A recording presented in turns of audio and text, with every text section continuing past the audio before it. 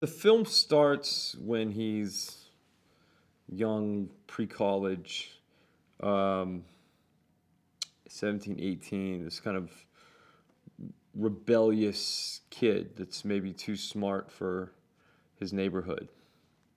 Uh, and he sort of goes out into the world and takes a big, long look around and finds a partner that lives right down the street.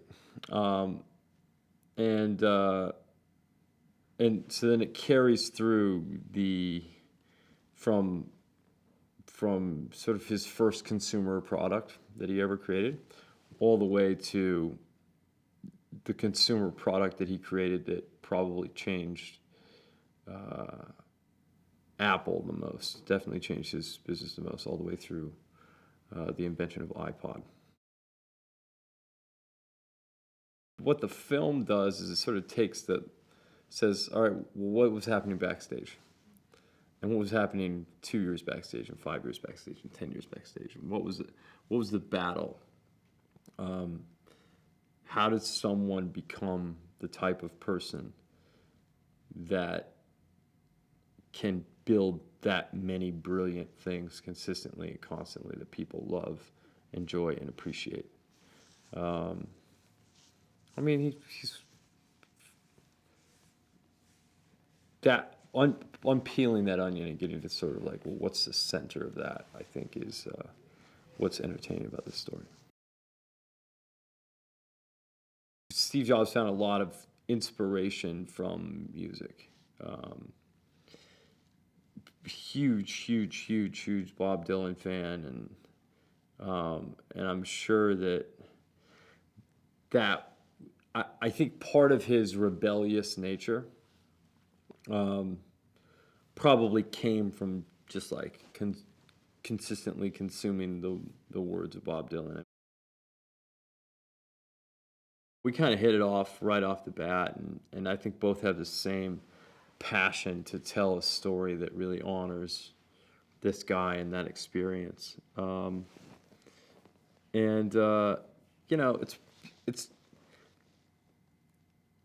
it's great to be able to work with actors that are so honest and earnest about what it is that they're doing and have a similar passion to sort of deliver.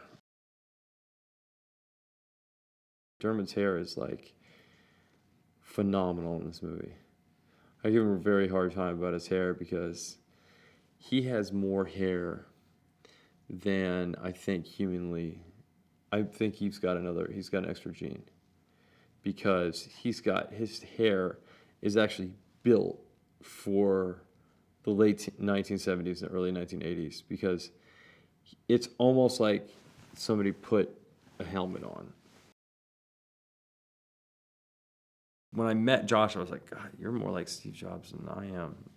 In a weird way. And I kind of looked at and to him a lot, um, just to get into that like care of the detail, which I think he really has. Like I think he looks and sees. You always know when a director like has seen the detail, because they'll come up to you after a take and they'll say, "God, that thing that you did," and you go, "Wow, I didn't think that anyone noticed." Um, and he's the guy that sees that little detail, and it makes all the difference in the world. When I see Modine and we're on set together and we're doing this stuff, I've seen a lot of John Scully's interviews. Um,